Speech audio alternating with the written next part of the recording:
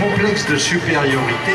On avait même lu dans la revue Flying, le mois précédent Pearl Harbor, un article qui disait « Les pilotes japonais ne veulent pas tripette parce que leur régime alimentaire à base de riz et de poisson n'est pas suffisamment énergétique pour faire d'eux de bons aviateurs. » C'est officiel.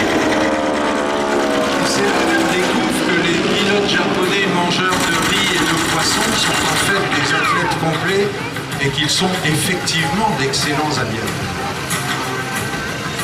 Quelques avions américains vont faire un trou dans le sol, tomber à l'eau, quelques pilotes vont survivre, mais quelques autres pilotes américains vont, eux, entrer dans l'histoire.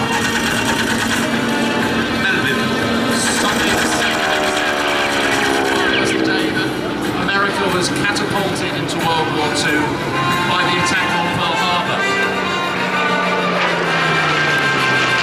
Several important ships were sunk at their moorings in Pearl Harbor.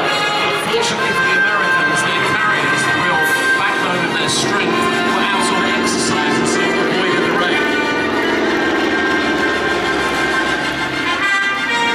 The raid came as a complete surprise, but some pilots did manage to get up and attack the enemy. Among them was a man called George Welsh. George Welsh later went on to become a North American test pilot. I was eventually sadly killed in an F-100 Super Sabre accident.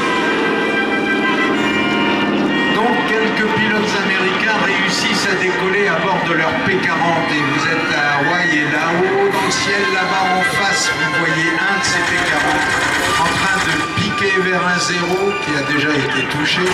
Ce P-40 est piloté par un garçon, un petit mec, pas très grand, avec une tête, vraiment pas une tête de héros, mais il s'appelle George Welch et il va devenir le premier grand personnage de l'aviation militaire américaine de cette Deuxième Guerre mondiale, en étant avec quelques autres, dont Kenneth Taylor, en étant la poignée de pilotes américains qui abordent leur